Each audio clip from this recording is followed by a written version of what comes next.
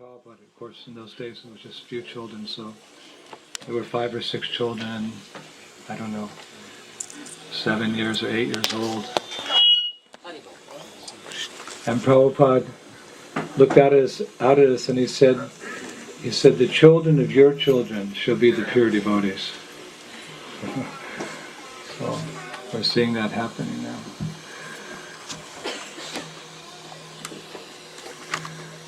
Jaya Jaya Sri Chaitanya Jaya Nityananda. Jaya Jaya Sri Chaitanya Jaya Nityananda.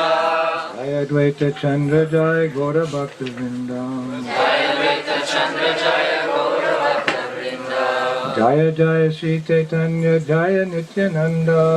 Jaya Jaya Sri Chaitanya Jaya Nityananda.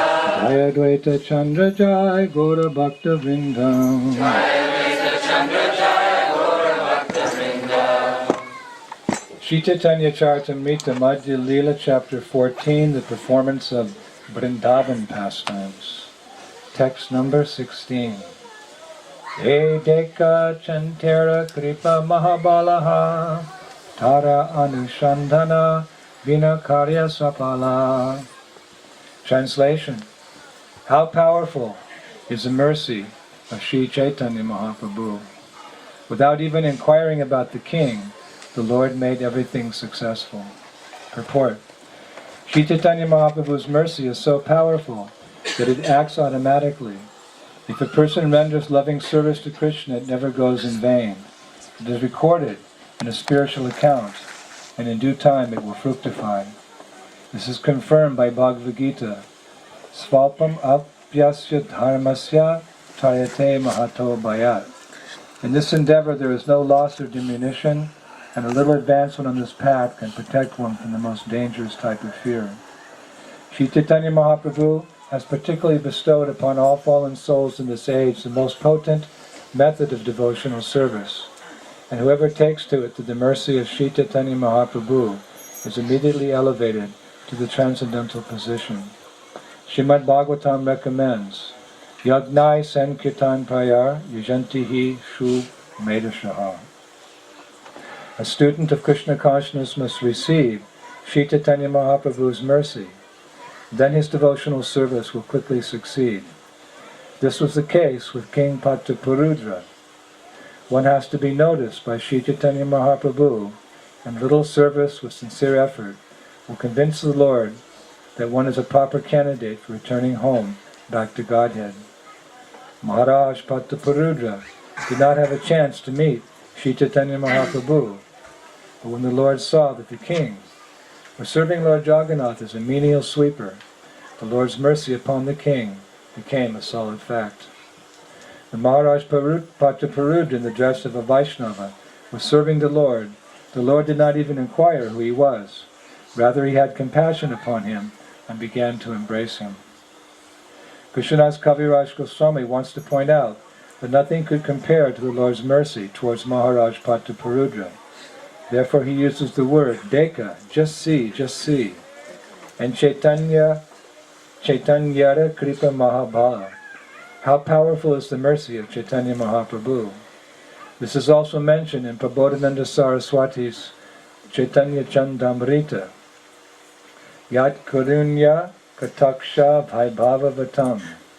Even a little of Chaitanya Mahaprabhu's mercy serves as a great asset for spiritual advancement. Therefore the Krishna conscious movement must be spread through the mercy of Chaitanya Mahaprabhu. When Rupa Goswami experienced the mercy and magnanimity of Chaitanya Mahaprabhu, he said, Namo Maha Bharanyaya Krishna Prema Pradayate Krishnaya Krishna Chaitanya Namne Gaur Tushe Namaha. I offer my respectful obeisances unto the Supreme Lord Sri Krishna Chaitanya, who is more magnanimous than any other avatar, even Krishna himself, because he is bestowing freely what no one else has ever given, pure love of Krishna. Srila Lochan Das Thakur has also sung, Padama Karuna Pahundui Jhana Nitai Gaura Chandra. The two brothers, Nitai and Gaur, are so kind that no one can compare to them. Similarly, Srila Narottam Das Thakur has sung, Brajendra Nandana Ye Sachi Sutta Hoila She Balaram Hoila Nitai Dina Hina Yatachila Harinama Udharila Tara Shakshi Jaghai Madhai. Sri Chaitanya Mahaprabhu's special mission is the deliverance of all fallen souls in Kali Yuga. Devotees of Krishna must persistently seek the favor and mercy of Sri Chaitanya Mahaprabhu to become fit to return home, back to Godhead.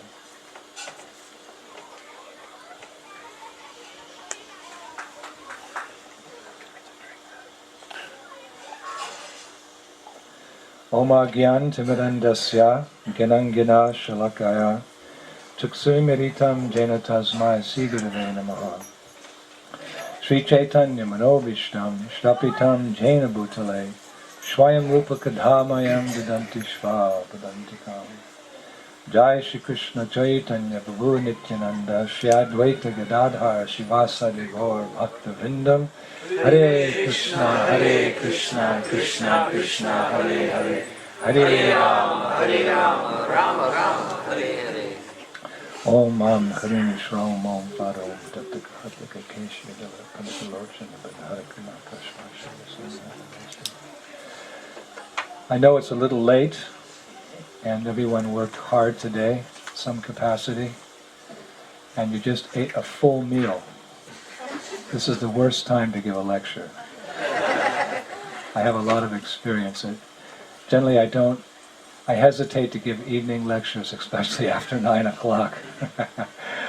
So please bear with me. I hope I don't put you to sleep. I can't match that wonderful performance we had from those two wonderful Vaishnavis. As they were speaking, I was just thinking that they were definitely devotees in their last lifetime, and they're just continuing on by the mercy of Gauranga Mahaprabhu and Sri Chaitanya Mahaprabhu. And I was just praying that I will live long enough in this life to see them grow up and perform something extraordinary in the service of this International Society for Krishna Consciousness. So this verse which we read, of course, this is the grand finale of this particular part of the Chaitanya Charitamrita, where Maharaj Pataparudra, who was a king, we discussed this briefly in Bhagavatam class the other day. He was a king, and because he was a king, Chaitanya Mahaprabhu, who was a sannyasi, a very strict sannyasi, would not associate with kings. Because he was a sannyasi, and kings are generally in the mode of passion, and a sannyasi, he's beyond, even meant to be, even beyond the mode of goodness, a Vaishnava. In general, Shuddha Sattva, transcendental goodness. So we're very careful about our association. Very careful. As Prabhupada says, we take on the qualities of that with which we associate. So we choose our association in Krishna consciousness very carefully, knowing that it is the source of fall down, or it is the source of progress, great progress. Sadhusanga, sadhusanga, sarvashastakoi, lavamatra, sadhusanga, sarvasiddhihoi. Therefore we find ourselves together this evening in each other's association because we want to advance. But above and beyond being a king, Maharaj Pataparudra was actually a great devotee. And he demonstrated that by his humility, as we discussed last Sunday. The crest jewel of all a devotee's wonderful qualities is his humility. He feels humble because he's actually realized the greatness of God. That's a sign that you've realized God. Not that you're proud. The sign that you've realized God is that you're very humble. And we see that in the devotees. Therefore, when the devotees chant Hare Krishna, they feel great ecstasy. Trinadapi Sinichana, Torapi Sahishana, Amanina, Manadina, Kirtaniya Sadahari. That is a prerequisite for chanting and getting the optimum benefit from chanting. To be devoid of pride and possessed of genuine humility. That humility is not something that we just wave a flag. I'm humble, I'm humble, I'm humble. But we demonstrate that humility through our service attitude. We're willing to perform the most menial service if it's required. So Maharaj Patraparudra, he demonstrated his greatness by taking the broom and sweeping the street. Generally, street sweepers in India, they're like bungis. You know this word, bungi. Bungi, it sounds like bungi. Bungi are the ones who clean the sewers.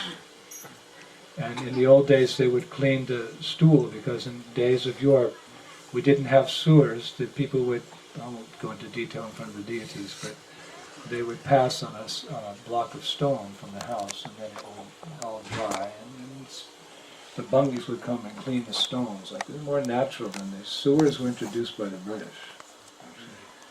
If you couldn't go into the field, there was some facility. So bungis were those who were the street sweepers. They would clean up in this way.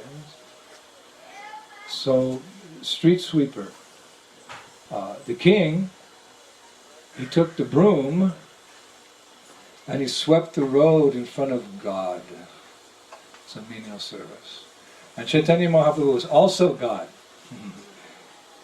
God appearing as a devotee. He is Chana avatar, disguise, because if he came as God, then rather than follow him, everyone would want to imitate him. So we want to imitate the great devotees.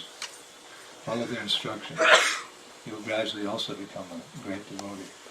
So he swept the street, and Mahaprabhu, he noticed that, and for that humble service, Chaitanya Mahaprabhu eventually embraced the king. That's the summary.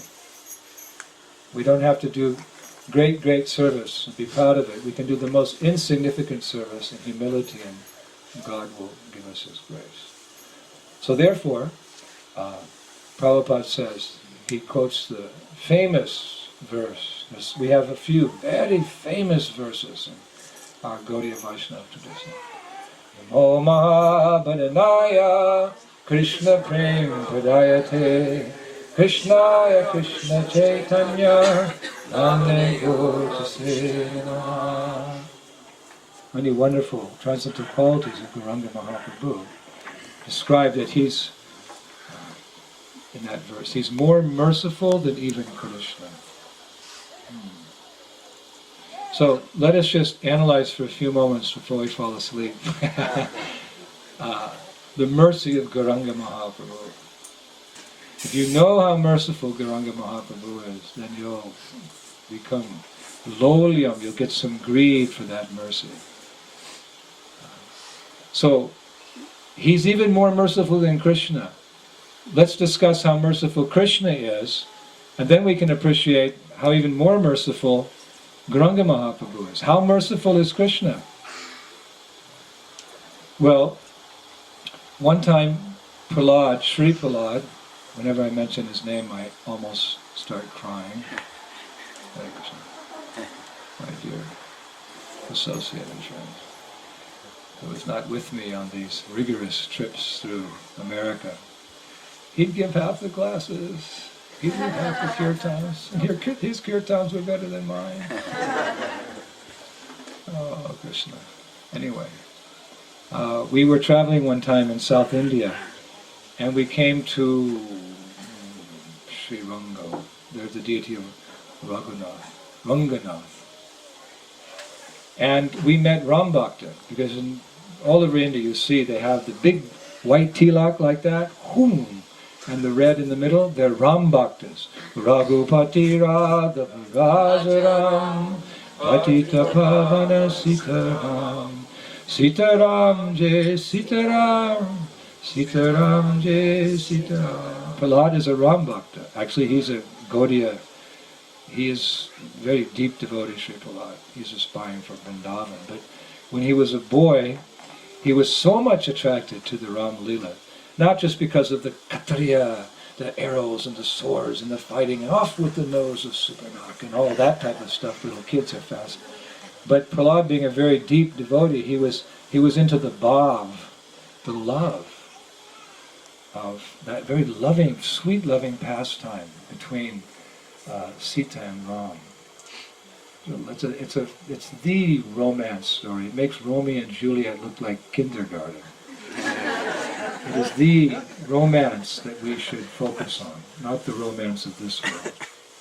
The Lord displayed that pastime in the dark background of material existence to captivate our hearts and evoke loving emotions, entice us back to the spiritual world. So Prahlad always loved that. So we met this Ram Bhakta, and we introduced ourselves. Sir, we are Gaudiyas, Gaudiya Vaishnavas. We are followers of Chaitanya Mahaprabhu. We said with great pride, we are followers of Chaitanya Mahaprabhu. And our Guru Maharaj is Om Vishnu Pad, Paramahansa Pari Bhattakacharya, Hospitala Sajashi Shimad, A.C. Bhaktivedanta Swami. So he said, why are you Krishna Bhaktas? You're Westerners, you're fallen, and your Krishna, he favors mostly Brahmins and cows. And he quoted one verse, another famous verse. Namo Brahmanya Devaya, Go Brahmanya Hitaya Cha, Jagat Hitaya Krishnaya, Govindaya Namo Namaha. Yes. Your Krishna, he's a cowherd. And he favors cows and he favors brahmanas. He's not favoring Malecha, Yavana, fallen persons. He said, you Westerners have a better chance with my Lord Ram. So I said, why? He said very proudly, we were proud, he was proud. My Ram, he said proudly, he is merciful to lower class creatures like monkeys and bears. And as he was saying this, he was like getting so much into it, I thought he was just going to manifest ecstatic symptoms. My Ram, he favored the monkeys and the bears, he said. He even accepted them into his own army. And they marched on Lanka, and they defeated that Rakshasa with 10 heads. I said, calm down, calm down. Ravana!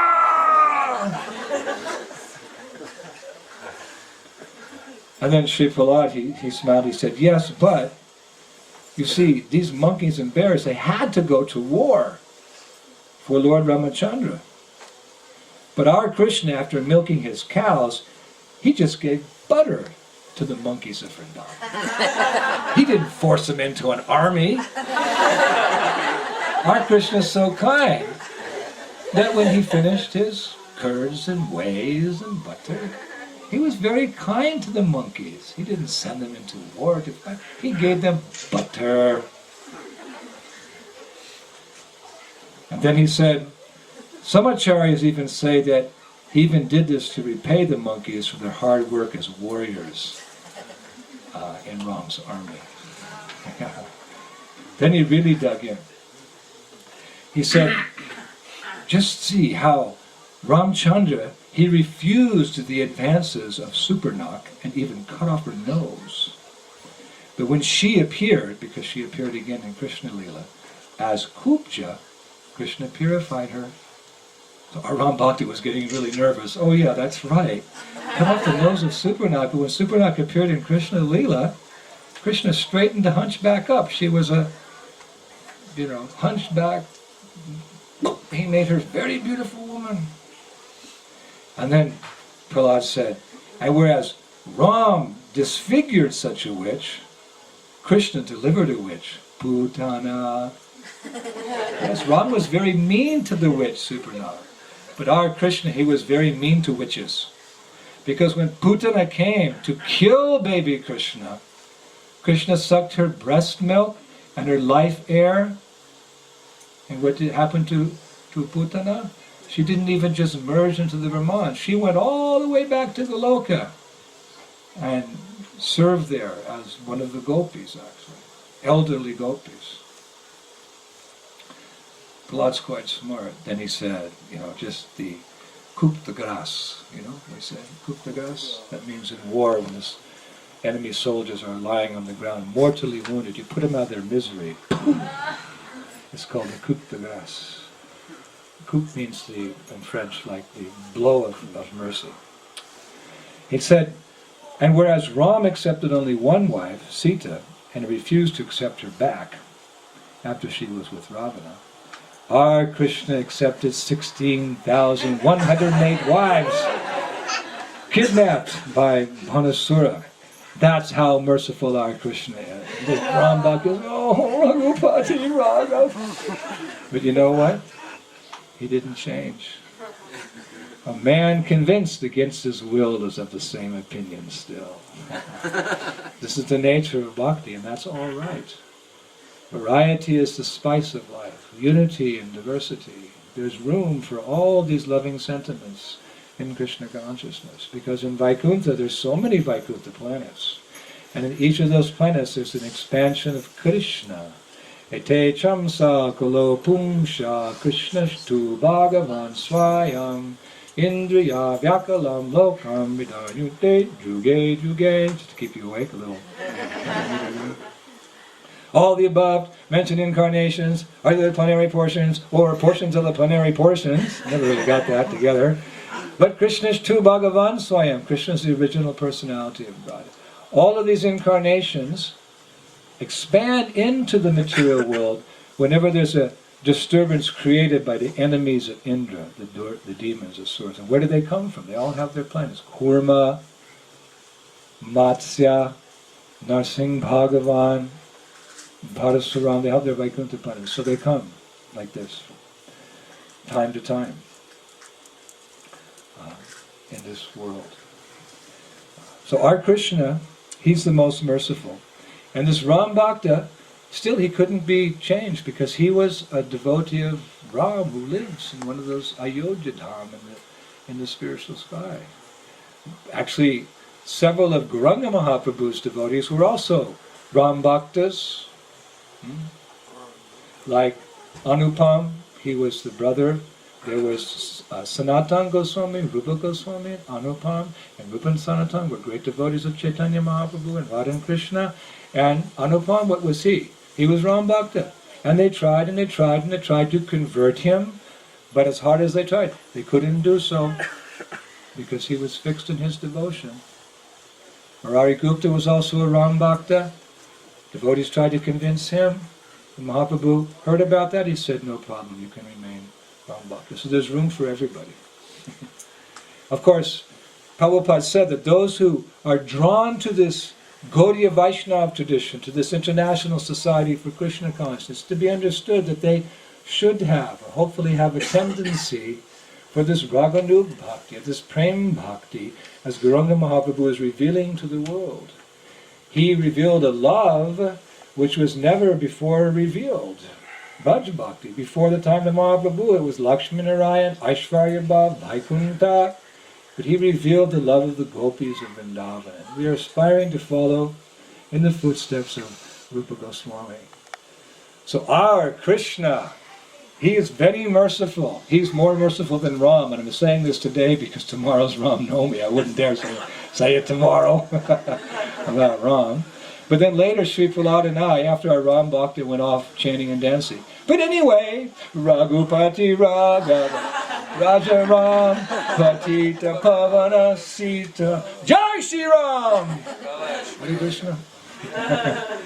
Prahlad and I were discussing in confidence how, although Krishna is more merciful than Ram, Chaitanya Mahaprabhu is even more merciful than Krishna. How is this so? Well, because although Krishna is merciful, he's sometimes partial in distributing that mercy. He's partial to his devotees. Samoham sarvabhuteshu name dveshos dina priya. Krishna says, I envy no one, nor am I partial to anyone. I'm equal to all, but whoever renders service to me as a friend is in me, and I'm a friend in him. That means that Krishna is all-merciful, but he's partial to the devotee. If one doesn't speak up, Hare Krishna, Krishna Krishna, Hare Hare, Hare Ram, Ram Ram, Hare. Krishna may not notice. We can go on life after life after life after life after life, pursuing our material desires. Super soul is just waiting in the heart, like the bird in the tree. He doesn't do anything. until the jiva turns to God and asks for help. So Krishna's a little partial, but that's okay, because that's the nature of love. It's the nature of love. We're a little partial to the ones, like, when there's some disaster, we save our wife, we save our kids, and then we save ourselves, and everybody else can go to hell. No, but we're partial. So though Krishna's a little partial to his devotees, this is the nature of his transcendental love. And even with his devotees, whom he's partial to, he makes certain conditions for them to get his mercy. All right, you want to be my devotee? Okay. Sarva dharmam parichaja, mamekam saranam braja, aham tam sabapapebhyo, moksasimasucha. You can be my devotee, but if you want my protection, you have to give up all this other dharma.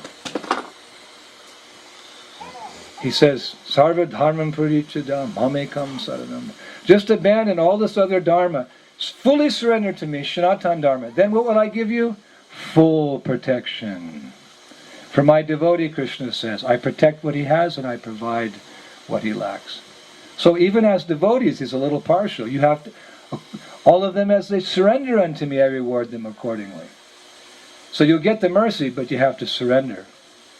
But Chaitanya Mahaprabhu, you don't have to even surrender.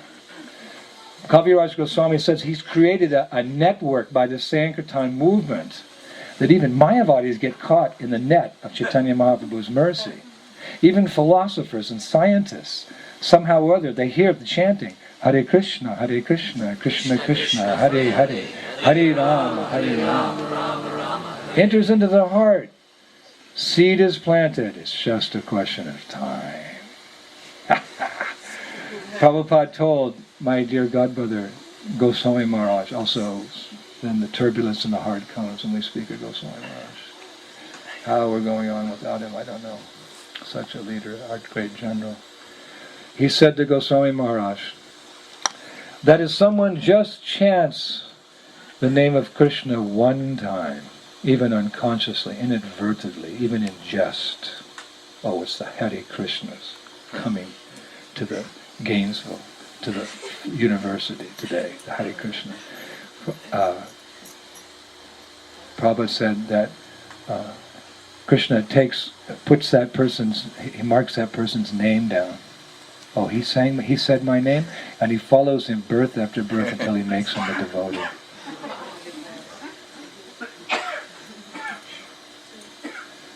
Mahaprabhu created a network which no one could escape. He said, even students. Today I went to the university and we sang bhajans. We tried to follow in the footsteps of our illustrious bhajan kirtanias. And then I thought, well, let me give a lecture. Because I love those little short lectures after the bhajans and the kirtans in the street in Poland. We do it all the time. We just stop the kirtan and the people are there. And we give a little lecture. It's my favorite speaking. I just love it. So I finished the bhajan, and then I closed my eyes and I started speaking. So, Golok Prem Dan Harinam Sankirtan. This chanting of Hare Krishna, this chanting is coming from the spiritual world. It is not an ordinary sound vibration. Sound has great potency. As it enters our ears, it affects our consciousness. As you turn the radio, you hear the news, you become angry. You hear the blues, you become sad. You hear everything's coming up roses, you become happy. It affects you, sound. So this sound, what does it do? It awakens your divine consciousness. And I opened my eyes. There wasn't a single person listening to me. I was devastated. My pride was hurt. All the students were purposefully ignoring me.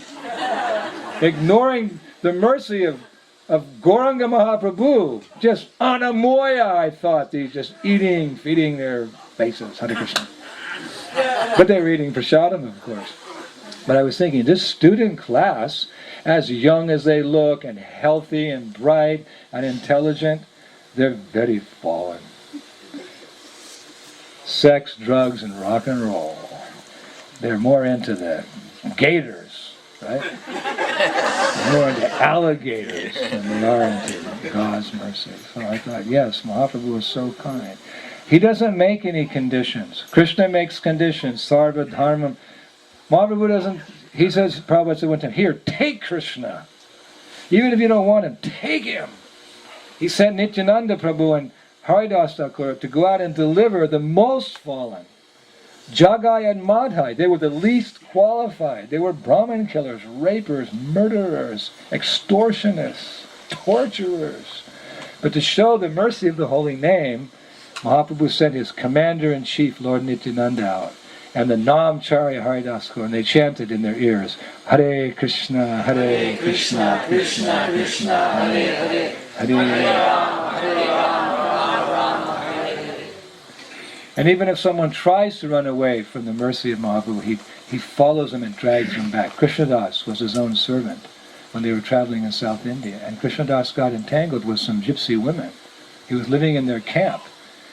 So Mahaprabhu, he went to that camp and he dragged him by the hair out from the camp of the gypsies. And the gypsies tried to throw knives and swords, and Mahaprabhu, through his Yogeshwar, his mystic powers, he turned those swords and knives around, and they went right back into the hearts of those who had thrown. He rescued his devotee.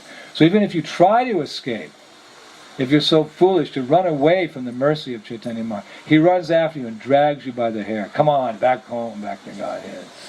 So, Namo Mahabharanaya, Krishna Prema Padayate, Krishnaya Krishna Chaitanya Namda Gauchasena.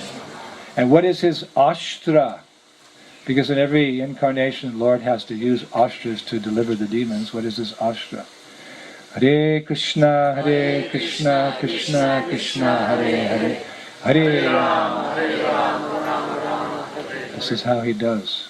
The whole world becomes flooded in an ocean of nectar of devotion by the chanting of the holy names. But Mahaprabhu, being even more merciful than Krishna, he has a very secret weapon, and that is Bhagavat Prasadam. Today we saw the students, they're not really interested in our bhajans. They're not at all interested in our philosophy. Of course, maybe a few. But none of them could refuse delicious spaghetti prasadam. This is Mahaprabhu's. And this is very intelligent, because you know you can tame. How do you tame a wild animal? I hope there's no students here from the university. We love you. We love everybody, but I'm just making a point. That, how do you tame a wild animal? You tame a wild animal by giving him food. I have one friend. He lives here in Gainesville, and he has a secret habit of going out into the forest and feeding wild cats. What are they called? Ferrets? Pharaohs? Feral cats. Yes. He goes out, and he's just got this thing. He likes to go out and feed prasadam to the wild animals. And if anyone else goes out there and tries to feed those wild cats, they'll bite you, they'll scratch you, they'll scream, they'll run away. But this devotee has learned to tame the wild animals of the forest by giving them prasadam. He's a great devotee. I'd like him to stand up right now, please. Chaturama, please stand up and take a bow. Sometimes you wonder where he is. Do you think he's off working? He's in the jungle feeding the cats. Prasadam. And they all eat out of his hand and they purr. So how do you treat a person whose senses have gone wild, and as a result his consciousness is covered and he has no interest in God consciousness? You feed them prasadam. And eventually that prasadam will make them domesticated. It'll soften the heart. And one day when they come to take the spaghetti prasadam and the kirtan's going on, they'll think, hey, wait a minute, that's nice. And then the next day they'll be walking through the plaza and they'll see Adikarta and they'll stop and say, hey, can you explain a little bit of this philosophy to me? This is the value of prasadam. Prabhupada knew that when he went to Australia. I hope we don't have any Australians here. Prabhupada, because those were the days when Australia didn't have much association, and and the students were in a rebellious, revolutionary mood, and Prabhupada tried to lecture, but he couldn't, no one would listen. They were dumping paint on the devotees' cars as they left the programs from the rooms above. Prabhupada said they're all meatheads. He said, but being compassionate, he said, just give them prasadam. And the devotees did that for 10, 15, 20 years. Our restaurants are all famous in that country. Every day, on an average, 600 to 800 people come to every restaurant that we have in Australia. As a result of that mass distribution, also free prasadam we give, the country has been purified. And now it's one of the best places for book distribution. We make many intelligent devotees. Just see the vision of the pure devotee, Srila Prabhupada. How he saw, how this weapon of Chaitanya Mahaprabhu. One time, I was asked to deliver Prabhupada's charter to his room because at New Mayapur he'd left it on the lawn. And I was told by the temple president, please take this to Prabhupada's room. So all the devotees were taking prasadam on the lawn. They were from all over Europe, hundreds and hundreds of devotees. So I came up to Prabhupada's room on the second floor of the chateau. And I didn't want to disturb Prabhupada, so I just kind of knocked very lightly. And I opened the door, and I walked in because I thought Prabhupada would be resting in his bed. But Prabhupada was standing at the other side of the room. There's a big window there, and he was looking out at the devotees taking prasadam. So I came in, and when Prabhupada heard me come in, he turned around, and I saw his eyes were streaming tears. He said to me, let them take prasad. And I just saw how merciful is my spiritual master that he's giving us this wonderful process of taking Bhagavad Prasadam by which our hearts become purified. Vishwanath Chakravarti Thakur has spoken the fourth stanza of Guru Vaishnava, the glories of Prasadam. So I want to compliment the devotees in Gainesville, and many of you as well who have served in that program through the years. A consistent program of prasadam distribution for how many years? 30 years, 30 some odd years of distributing prasadam in Gainesville. A steady program. How many hearts are becoming purified? This is Mahaprabhu's mercy. He's even more merciful than Krishna himself, because anyone can get that prasadam and become purified. And I would like to finish at this late hour by telling you a story about the mercy of prasadam. So it's a really good story. I've been saving it for years. I thought I'd save it for the special program at Gadi's house, because there's something always special when we come here. I don't know what it is. There's something electrifying about this program because of this great Vaishnava, Gadi, and his family and the worship of his Gaur-Nitai deities every time we come. So I've been saving this story about Father Pier, the glories of Bhagavad Prasadam. So I'd like you just to sit up straight, put your arms in the air, take a deep breath, hold it, let it out. Take another deep breath, let it out. Another deep breath, let it out. Wave your arms like this, kind of jump up when you're sitting there, jump up. Okay, open your eyes wide. Story time! Now I can't say that I'm going to do anything like those pure-hearted Vaishnavis. What wonderful! I wanted to take the dust of their feet on my head, especially when little Vani said, we want to give the credit to our teacher. Oh, Vani, that's so cute. So, here we go. Once upon a time, long, long ago, but it's a true story. In France, we, in the late 70s, 80s, we were doing a lot of traveling Sankirtan. The older Prabhupada disciples may remember that France was one of the biggest countries for book distribution in the world. We sometimes used to beat the temples in America. Voila, c'est la vie, monsieur, ça va? And we would travel in our vans, and we would, we had these orange Volkswagen vans, which we'd import from Germany. And we were 7 boys, and we would sleep at night in the van. Like we'd have you remember the old days where you'd build the back of the van up with wood, and you'd have your books and things in the boxes underneath, and we'd all sleep at night like sardines in the van. And really like sardines, we'd just lay down and cut it, and then if one boy turned, everybody else would have to turn.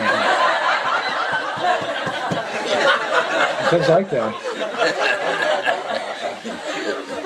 And in the morning, we would shower outside, regardless of the weather. And there were even points when it was snowing that we would just melt the snow in the van on our burner, and then take our baths. And or some boys at brahmacharis, they'd rub the snow on their body.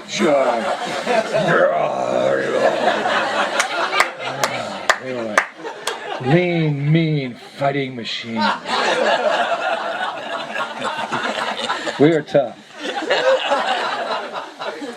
And we'd have our big breakfast, of halava and sweet rice and Simply Wonderfuls.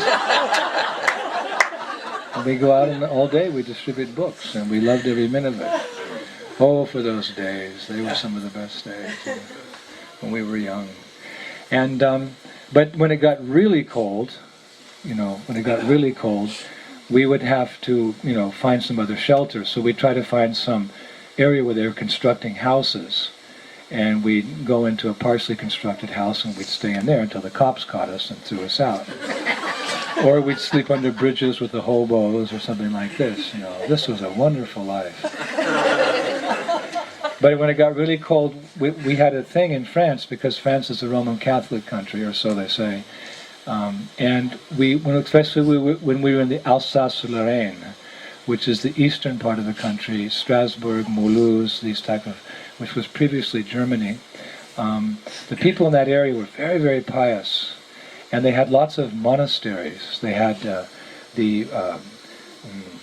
especially the Franciscan monks, and they had the Trappist monks. That was our favorite, because the Trappist monks were vegetarian, and they were most closely akin to our tradition. So one time we were near Mulhouse, and it was a particularly cold day, and the boys said, look, we can't sleep in the car and shower outside, and so can we go to the monastery? So we drove high into the mountains. It took a long time, winding road. These monasteries are way up in the mountains, and we'd heard from local people that there was a monastery at the top of this mountain. So we drove. It was like the mountains up and around, all the side road into the dirt road up, and then we finally came to this huge castle. It was built centuries and centuries before, but the Catholic Church had obviously taken over at one point and turned it into a very remote monastery. So we came late. We came about 11 o'clock at night, and being a Sankirtan leader, I had to go out, and I remember going to this huge door. It was a real castle, and boom, boom, boom. I could hear my knock echoing through the halls. And we waited, and nothing. And then we saw this little flickering light I could see through the window, and some monk came. And Franciscan monks, they wear these brown robes and the hood, and they wear the hood like this. So he was like tall, old hood, and I could see his gray beard there. He had a candle. Yes. This is all in French, but I'm just saying it. I say, Monsieur, s'il vous plaît, mon prêtre, my dear priest, est-ce que possible pour nous de dormir ici ce soir? You understand? My dear priest, is it possible that tonight, ce soir, we can dormir, we can sleep here? He looked at me like, what are you? You're going to the moon or something, He said, who are you? I said, we're monks from India. I just left it at that. We're monks from India. And he said, how many are? All the boys are hiding in the van. Like sometimes you see the kids hitchhiking, right? They got the girl out front hitchhiking. They got 3 of her boyfriends in the bushes, and the car stops for her, and all the boys jump into the car with her. The technique. But anyway, he said, okay, how many are you? And I said, no, just a few. He said, okay. And then all the 6 boys piled out of the van with their backpacks and everything like that. I said, oh.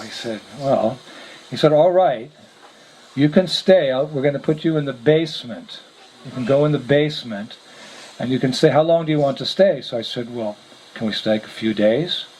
He said, okay. He said, but I don't want you intimately associating with the monks there. He was getting suspicious. He had big tilak, shaved heads and dhotis. He said, no interaction with the monks. And besides, these monks, they practice this silent meditation on Jesus.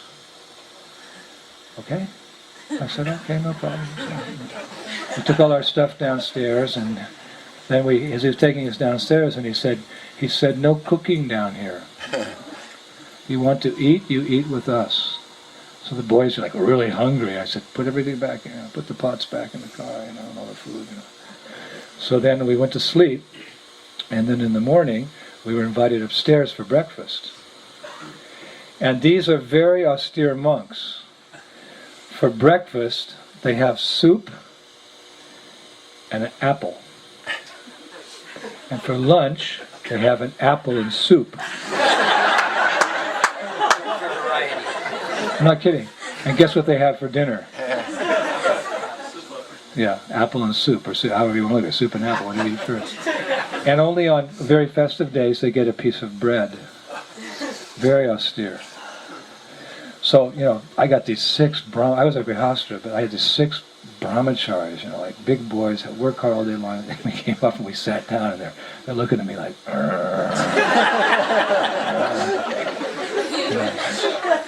Well, I said, shut up, just shut up. So they said the prayer. They all had these hoods on. There was 20 of the monks there, and we're there, and then, we took our food. And one monk said, shh. You don't slurp the soup, you just, no. And the apple, no.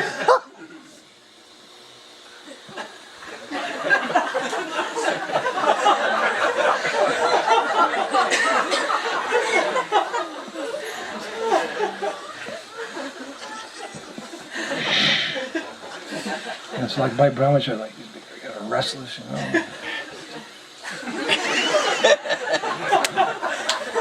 So that was our first.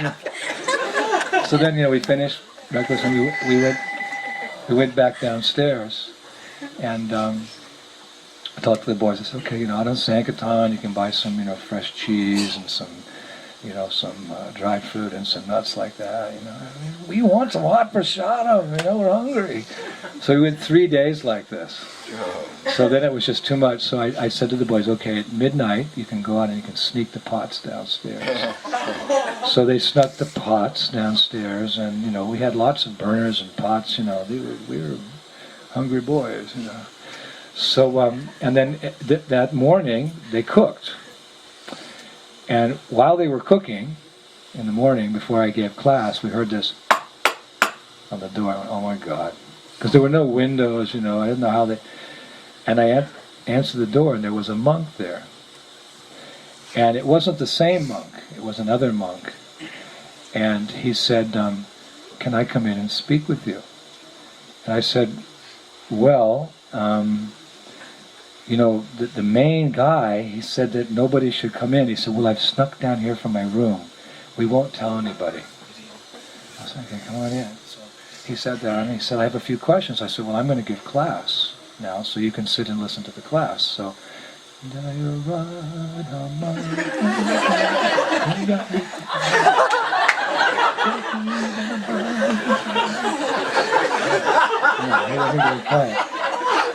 and I gave a class, and the verse was, Ishvara Parama Krishna Satchidananda Vigraha. So I spoke about Krishna, and I said, God is a person, and it's not, how do you evoke your love for someone unless you know who they are? You can't love a nameless face. And as I was speaking, he was an old man, he's in his 70s, the philosophy was touching his heart. I said, just like I have a friend, and my friend... I tell you, I love my friend so much. I just love my friend. And then someone else says, so what's his name? I don't know. Well, where does he live? I don't know. Well, how does he dress? I haven't got a clue.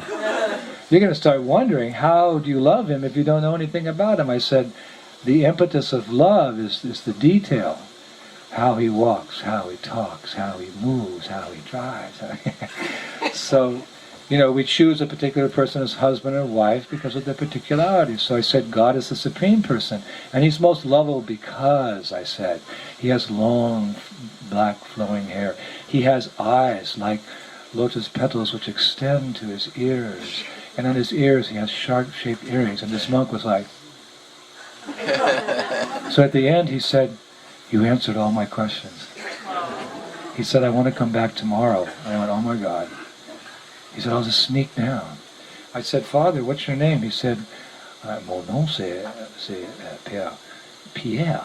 My name is Father Pier. I said, well, Father Pier, can you stay and have breakfast? He said, no. He said, we take a vow. Only apple and soup. And on special days, we have some bread. He said, I haven't eaten anything but that for 45 years.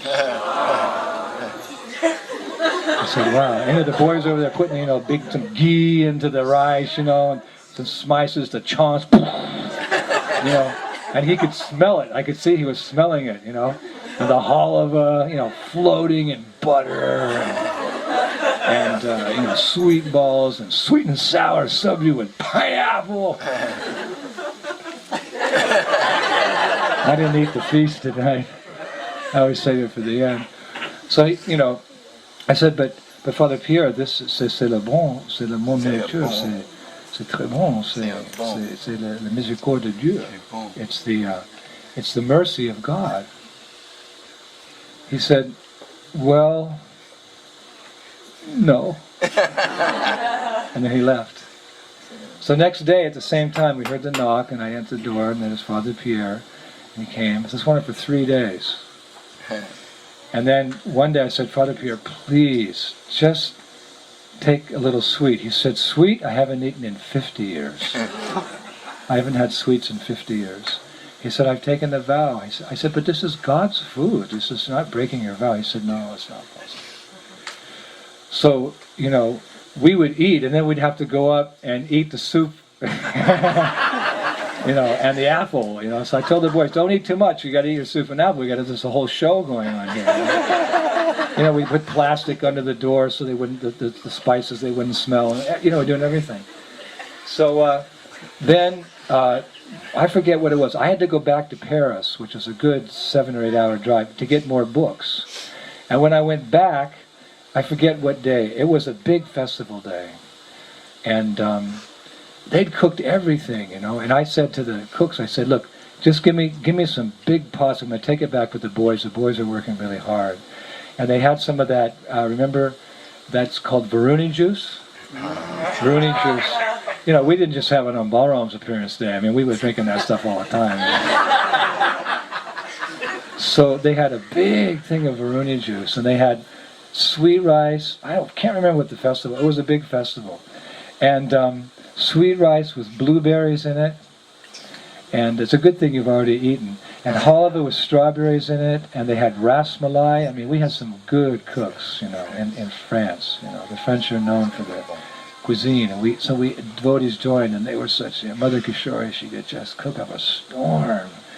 And rice with, pecans and nuts in it, and there was a big thing of gulab jamuns, and they made them like that. This big gulab, it's floating in the juice, So actually, I didn't take as many books as I should, because I filled most of the van up with prasadam. Got to satisfy these boys, So I drove it back, and I got back at 2 o'clock in the morning. And when I got back, the boys knew I was bringing some prasad. I got back at 2 o'clock in the morning, and every single one of those brahmacharis was up. And they said, Indra, let's feast. I said, no. I said, you're supposed to be sleeping now. We'll honor the feast tomorrow morning. So they said, okay. So, we didn't have to cook that day. We were heating it up, And, did it smell good. 3 sabjis, 2 kinds of rice. There were samosas, there were pakoras made out of cheese, and a nice sauce for that.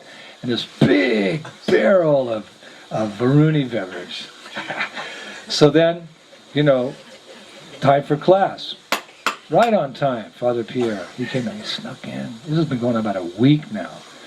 And he was like, just drinking the Bhagavatam. He was a very intelligent man, old, but sharp as a razor. He just loved the Bhagavatam. And I had to like study to make sure that I came up with some really good points. And, he was becoming very favorable. So then, after a week of classes, and then I said, look, I finished the class. I said, Father Pier, please, today stay and eat something. I said, this is Namachintamani Krishna's Chaitanya Rasa. There's no difference between God and His name and His fame and His form and His paraphernalia. So, he'd been hearing for weeks, so he said,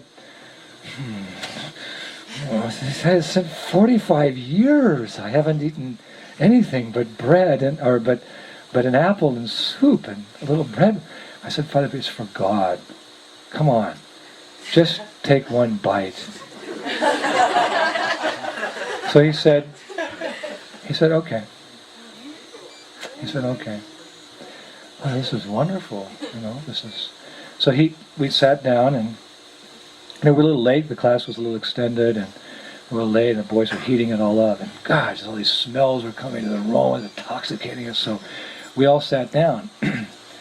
And the first thing they came by was the sabji.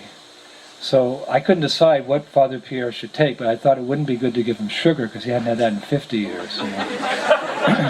So there was this garanga potatoes, like this dripping in butter, yellow. So I said to the server, how it is, the brahmachari, they came with this big scoop and they're going to put on Father Pier's plate. I said, whoa, hold on.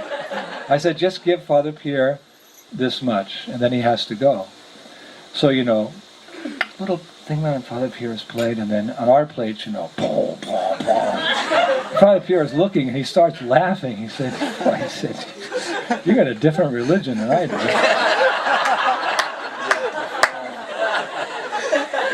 One of the brahmacharis said, yeah, this is the kitchen religion. Father Pier said, what?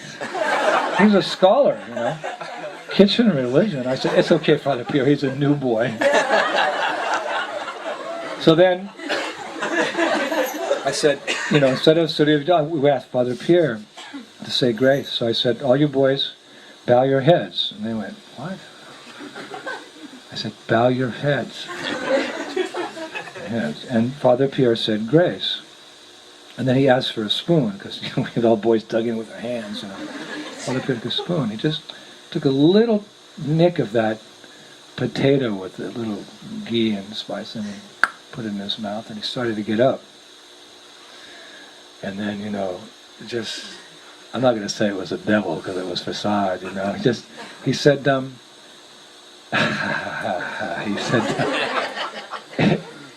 I'm just going to take one more bite.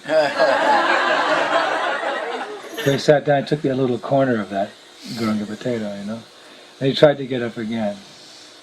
And he said, s'il vous plaît, un petit morceau. Pas beaucoup, mais un petit peu, s'il vous plaît. It means not much, but a little bit. Sat down, and in a couple of minutes that little piece of potato had disappeared. And I was thinking in my mind, how we'd all heard the story how when the devotees were 26 Second Avenue, sometimes the devotees would leave because they were very neophyte. Even the most stupid reason, they just get up and walk out, and it was a great loss.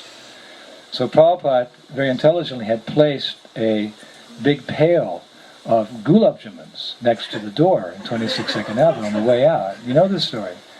And, Brahmananda Swami, one time he told me, just recently he told me actually, he said one time he just lost it and he was just so upset and he just wanted to go out, back out. So he went and he passed that big pail of gulab jamuns and he, Brahmananda, he's big as a, he just reached in and took one and he couldn't get out, couldn't get past the door. He ate it and then he came back in and ate another one and then he ate another one. He said he took 16, he couldn't walk anymore. So he went back upstairs and fell asleep, and when he woke up, he felt fine.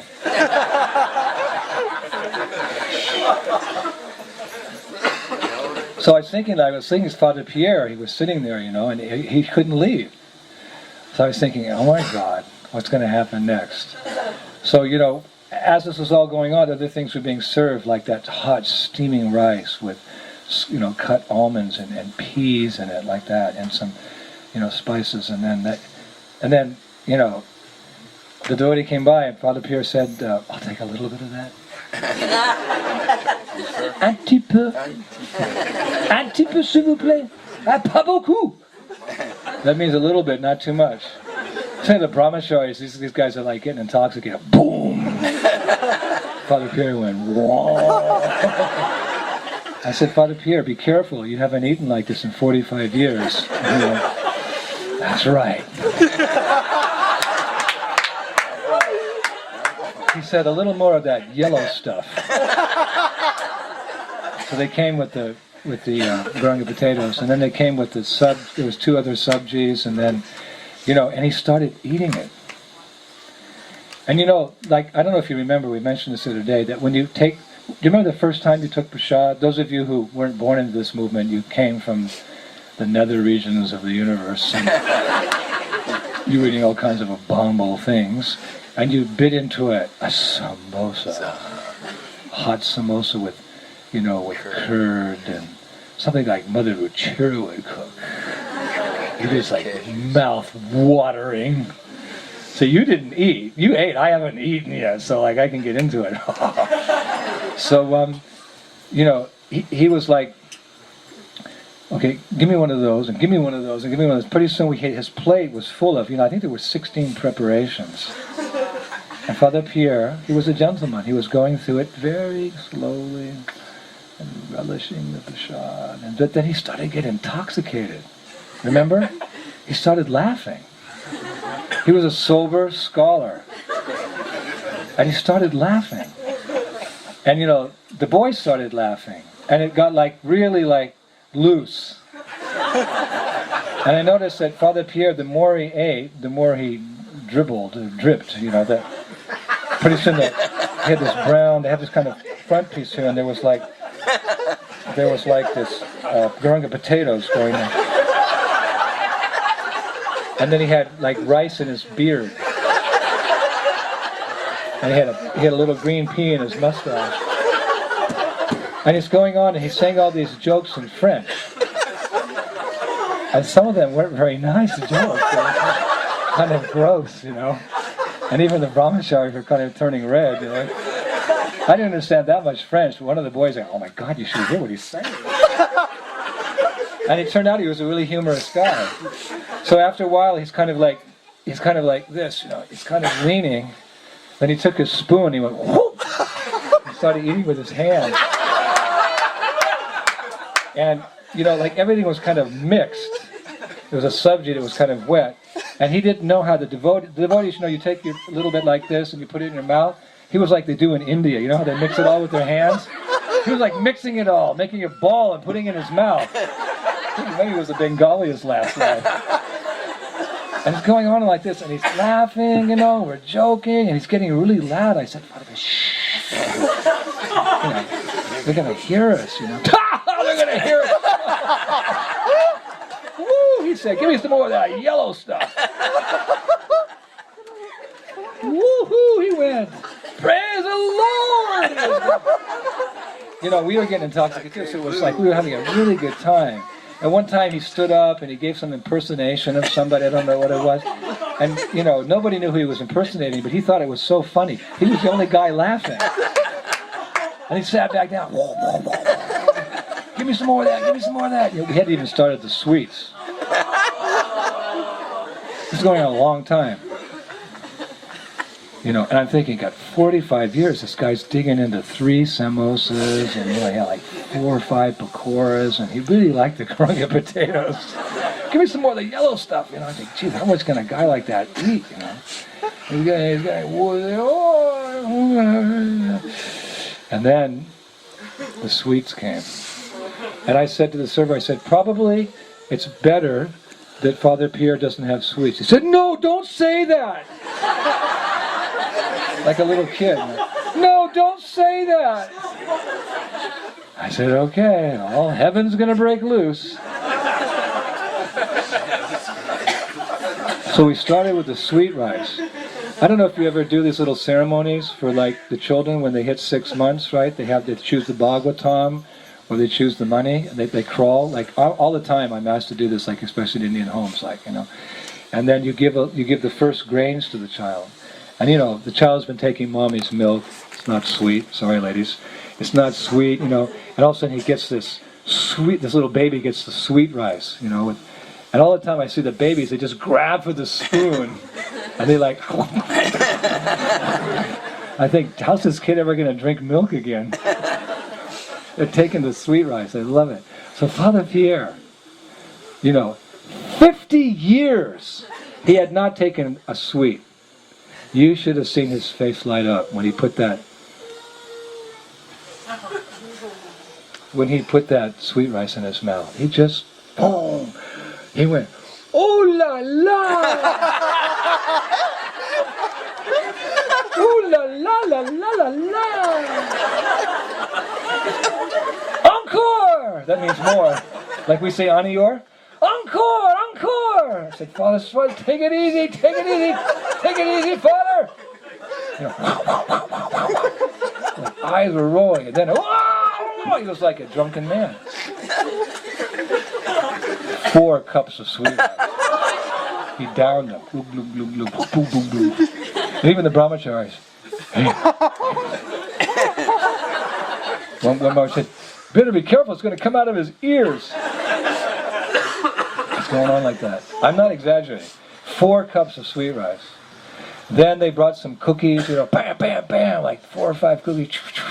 Then we had some kind of almond type of fudge or kind of thing like that, you know, little balls, you know, pong, pong, pong. You know, he's standing up and did the same stupid impersonation he did 45 minutes ago. Nobody knows what he's talking about. He does the same thing. I said, what's he saying in French? And one devotee said, he's not even speaking French anymore.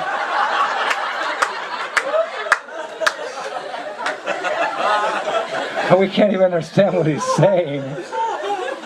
And then he laid down on the ground.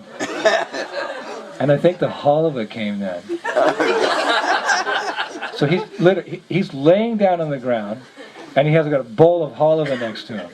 So then he takes the spoon and he reaches over and he's feeding himself laying down on the ground eating the halva. He sits up.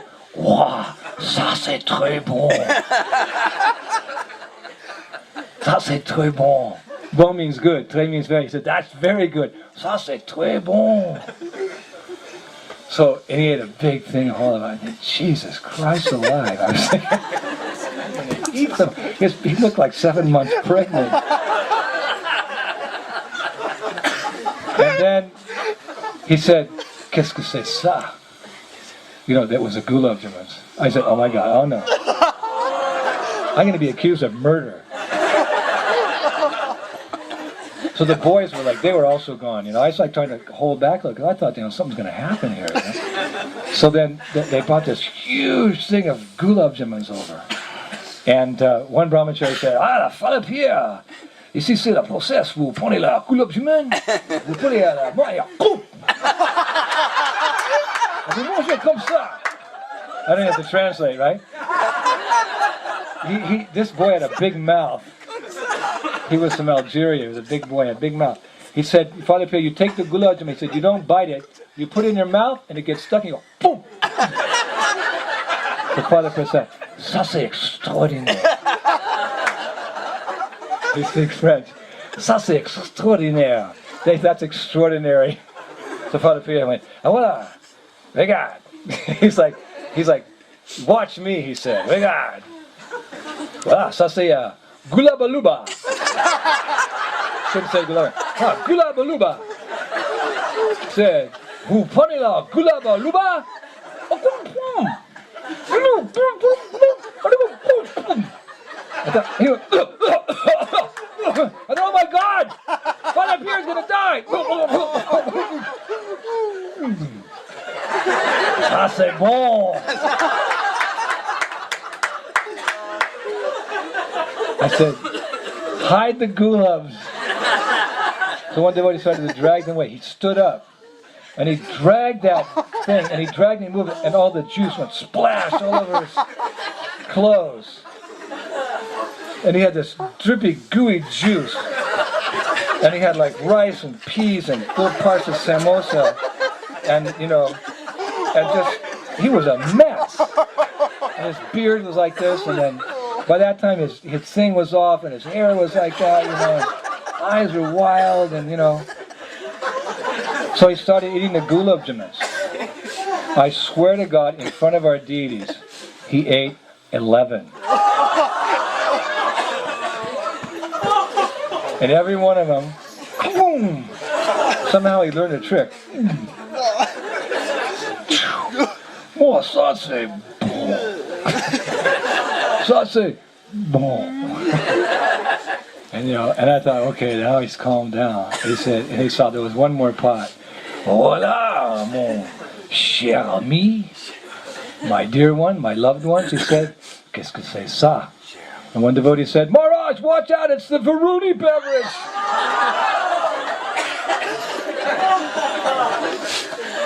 Father Pier walked over and he dragged that Varuni beverage over to the middle, and he slipped just before he got there, and about a quarter of it spilled all over his legs and his feet. He was a sticky, gooey, crummy. We had all kinds of like little, like sauces and things, like raspberries and things like that. What do you call them? Rada red or something? Rada red and stuff like chutney. that. Yeah, chutneys. And that was like, and by this time it was just mayhem in that place. It was mayhem. The boys lost it. They lost control. They were trying to imitate Father Pier. Et voilà, je suis Father Pier. Regarde. And then towards the end, Father Pier said, I want to do an impersonation for you. Oh my God, you got to be kidding me. He did the whole thing again. This time the boys were laughing. I thought, they're really gone. So then Father Pier said, he said, what is this? I said, that's like, like our wine, I said. It's like the blood of Jesus. He said, oh wow. C'est la sang de Jesus Christ. Voilà, c'est bien. He took a big cup.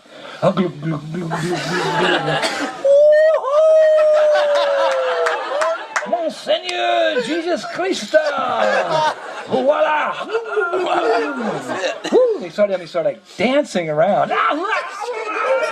The boys got up, yeah, let's have a kirtan.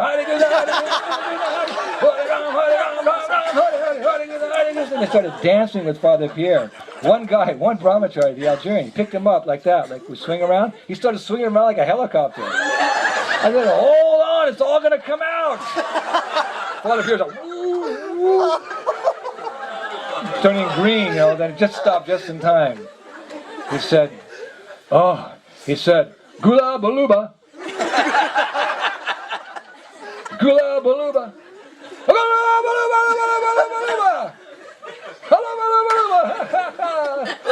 I'm trying to hold back because I'm a sannyasi, this is all on film, You wait and you got another gula. Gula Baluba.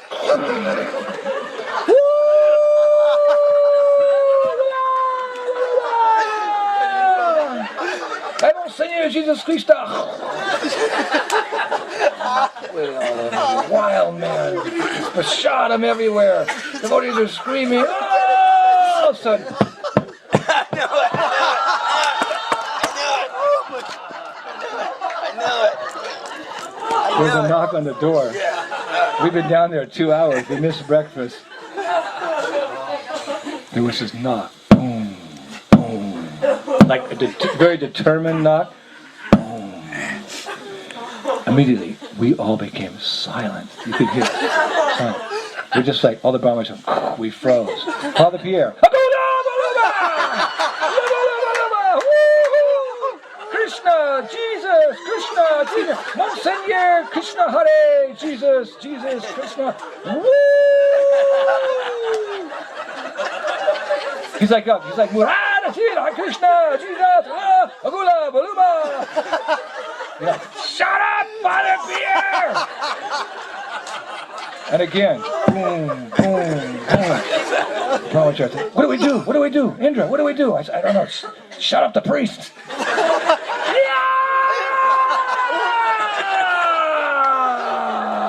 Gula, Baluba. He started putting his hands on the hull of it, just like, oh my God. So I said to one of the boys, answer the door. He said, you're our leader, you answer the door. I don't think I was ever so nervous in my life. I was like shaking, and I walked over there, and he's still going on, Father Pier. He's still screaming, he's eating halva. The place is a mess, it's like slippery. I carefully walk over there, and he's going, ah, Jesus Christos, Christos, Jesus, Krishna, Mary, Hari Ram. And I open the door. There's 5 monks there. The head monk. He was the guy that opened the door 1 week before, told us don't mingle with the rest of the monks, don't cook downstairs, be quiet. He's there, he's like this. What is going on here? I was like speechless. And Father Pier said, Akula Maluba! Woo! He said to the father, he said, watch me!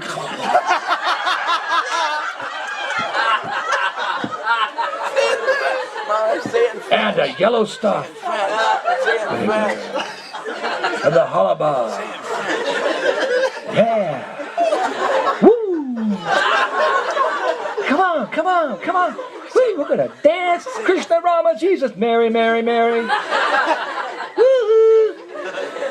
I'm not exaggerating. I can't even do it like I do it. He was just like gone. I haven't had any sweets yet. Those priests walked in. They were like stone cold hard. What have you done to Father Pier? Moi, he says, moi, Father Pier, ouais, ça c'est bon, regarde, mais c'est extase, hein? C'est la vraie extase. It's his ecstasy, he says. C'est l'amour, c'est l'accouchement, la Marie, Jesus, na halabala, na hamba, and they walked over, and the head priest said, take Father Pier up to his room immediately. They grabbed him. Didn't matter. He kept going on. Hello, hello, hello, hello, woo-hoo-hoo. And he's like putting, some sweets in his pocket as they're dragging him away. Like this, and he said, then they take him outside. You could hear they dragged him all the way. You could hear him.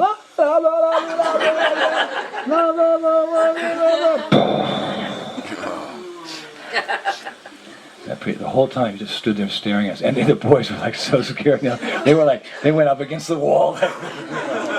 We didn't know what to do. And I felt bad because I broke them. I promised them, like that. We're sitting there, and the place was it looked like Hurricane Katrina or something. And I never even saw in the temple anything like that. We had totally lost it, because it was just so ecstatic, like Father Pier said. It was so ecstatic. So he said, after he just stood there looking, I didn't want to talk. So it seemed like 100 years. He said, you have 30 minutes to get out of here. And you never, ever set foot in this monastery again. Is that clear? I said, sir, yes, sir. Because we were in the military, and when you're in front of your authority, you don't say yes, you're trying, sir, yes, sir. I said, sir, yes, sir. I said, we'll be out of here in 30 minutes. He said, and you never set foot in this place again. What you have done to our Father Pier. So for a minute I started feeling bad. I said, but wait a minute. I said, this guy's liberated, I didn't say anything. So, we cleaned up. He said, I want this place looking like it did when you moved in here. And they were really clean, So we had a real challenge. We had to pack all our stuff. We had our books down there. We had our drums. We had our altar. I said, boys, get moving. And it took us about an hour, and he came back and I told you 30 minutes, get out of here. So we got everything together, and we were taking it upstairs, and he'd arranged that from the basement up the stairs, along the main entrance, out the stairs to our van, it was all two files of priests, so that we didn't do anything. And they were all standing like this. Oh, Father Pier, what have you done there?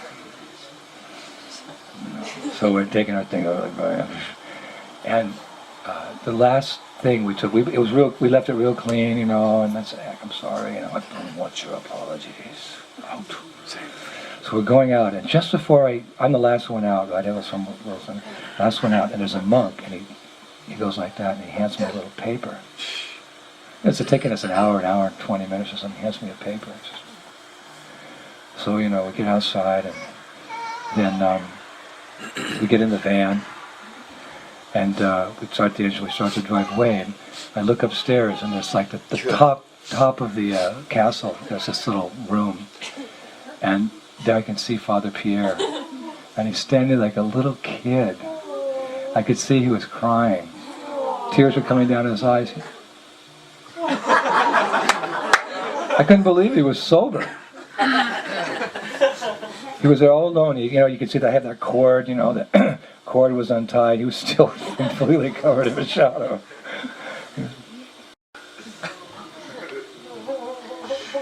And all the boys, they were like, so touched. We got in the van, and I said, "Don't wave, you guys, don't wave." And the monks came, they surrounded the car. They didn't see him because their backs were to him. I kept looking up. Slowly I died, but he goes, "What?" We turned the car around, and all the boys in the back of the van, looking at Father Pier like that. So then we drive down the mountain. We get, and I forgot I had this note. So I'm like, because I was like, it was hard because it was such a wonderful experience. Like, somehow or other, it was just so nice. Then I realized that I had this whatever piece of paper. I didn't know what it was. Maybe I thought somebody dropped, and they just told me to pick it up and get out. I looked at it, and I opened it. It was a note from Father Pier. He'd given it to one of his friends to secretly give to me. And he wrote, he said, "Dear Maharaj," I'm trying to remember now, it's been so many years. He said, "Dear Maharaj, I want to thank you so much for coming here and introducing me to your Lord." He said, "Lord Shri Krishna." He said, "I've enjoyed your lectures so much and your association." He said, "I'll never forget this day the rest of my life." He said, "Please excuse me for my erratic behavior." He said, "But there was something very special in the food that you gave me." He said, "It wasn't just, that I hadn't eaten like that in so long." He said, "There was something very special, something godly, and I thank you." He said, "Your brother in Jesus, Father Pier." I cried like a baby. It was just such a sweet note. So, we left. And then many years went by. I think it was almost 7 or 8 years. And we were back. I had a whole other group of devotees, those boys, have Sankirtanias, different parties like that. And somehow I found myself back in that Mulhouse area, north of Mulhouse in the mountains. And it was another cold day. And the boys, my new boy, a new van, different thing, new books, everything. And then the boys said, "We got to stay someplace." So I said, "Well, there's a monastery here." And they said, "Is that monastery you took the party to many years ago?" I said, "Yeah, we're not going to stay there. You got an order." So I found something else. I don't know what, some gîte rural. You can rent, some farmer's house or something. So, but then I couldn't help myself. I drove back there. I just, I knew I was going to get smashed or beat up or arrested. I don't know what was going to happen, but for me, the story wasn't over. This is 8 or 7, 8 or 9, I can't remember, so many years later. And I drove the van back, and I went all the way up to that castle, and I got there like in the late afternoon. I had to build up my courage. And I got out of the van, it was the same place, and I just, I had to find out what happened to Father Pier, because he got such a dose of Mahaprabhu's mercy. So I went and I knocked on the door. And there was nobody answered. And I knocked again, and then all of a sudden I heard these footsteps, and I looked through this little window, it looked like the exact same guy that answered the door. And oh my God, he said, "Never come back here again." I was like, oh, he opens the door. "Yes, oui. Qu'est-ce que vous voulez? What would you like?" And I looked under, because they have these hoods, and it wasn't the same guy. I said, "Oh, yes, I am a monk. I've just come from India." He said, "Oh, really?" I said, "Yes." He said, "What do you want?" And well, now I could have asked, but I just said, "Well, where's the old guy who was in charge before?" "Oh, he passed away many years ago." "Oh, really? That's too bad." That's too bad. I said, "Where's Father Pierre?" As soon as I said that, he blushed. He said, Father Pierre, he died 3 days ago." Oh my God. I went, no, I actually burst out crying. He said, "What? Why are you crying?" he said, "Did you know Father Pierre?" I said, "Yeah. He was a very close friend of mine." He said, "Well, how did you know him? He lived in this monastery for 80, or whatever, some 70 years. He was 70, so this is like 79. He must have died when he was in his late 70s. He lived in this monastery for 50 years, or I can't remember, some long. And our monks don't go outside. How did you know Father Pierre?" I said, "Well," I said, "Your Honor, sir," I said, "I'll just tell you, we came here many years ago with some of my friends and we stayed here." He said, "Oh, I heard about that." I heard about that. I said, "How did you hear about it?" He said, "Father Pierre used to talk about you all the time." He said he used to talk about that big, tall American who convinced him that God is a very beautiful person.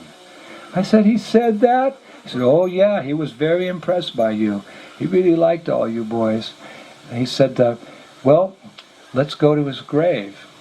You can go to his grave and you can pay your final respects." I said, "Oh my God, this is like so heavy, So we're walking there, and he put his arm around my shoulder. He said, "Yeah," he said, "I know you were treated quite roughly, but we have our rules and so forth." He said, "But let me tell you, Father Pierre used to talk about you boys all the time.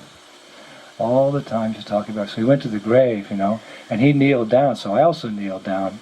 He said, "Let's say a prayer for Father Pierre." So I sang a prayer, and he said, "So what prayer did you say?"